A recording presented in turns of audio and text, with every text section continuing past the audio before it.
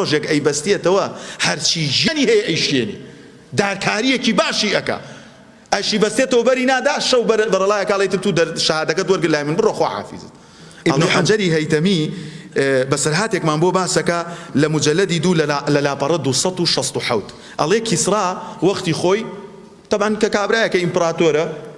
ئەیزانی کوڕەکەی دێتە جێی خۆی کابرایەکی بەناوبانگی حەکیمی بۆ بان کرد شاعیر و ئەدیب وتی کوڕەکەم فێر ئەخلاقکە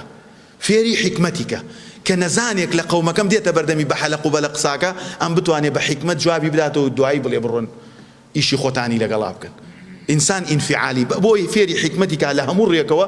سەرکردە و قائیدێکی لێ دەرچێت لە دوای خۆی. ئەڵێ مامۆستاکەشی چەند ساڵێ خەریکی بوو کە زانی کوڕەکە بووەتە پیا و عاقڵ بووە و لە مامۆستاکەی زیرەکرا لە ڕۆژێک ئەیبەستێتەوە هەرچی ژیانی هەیە ئەیشێنی دارکاریەکی باشی ئەکا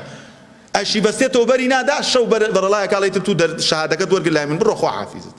ئەڵێ ئەم کوڕەش لە دڵیا ئەخولێتەوە غوڵامە ئێشتا ئەڵێ شەرت بێ بچمە جێی باوکم ئەبێ ئیبادەت بکەم. طبعا نارێت تز باوکە ئەو بڵێ مامۆستاکەمە کوژم یا لێدەم باوکی قبول ناکە ئەڵێ ساڵ دێ و ساڵ ڕوا باوک ئەمە چێتە جێی باوکی ئەڵێ بڕۆن مامۆستاکەم بۆ بێنن بانگێکە ئەڵێ جەنابی مامۆستا خۆتوز منت فێر زۆر شت کرد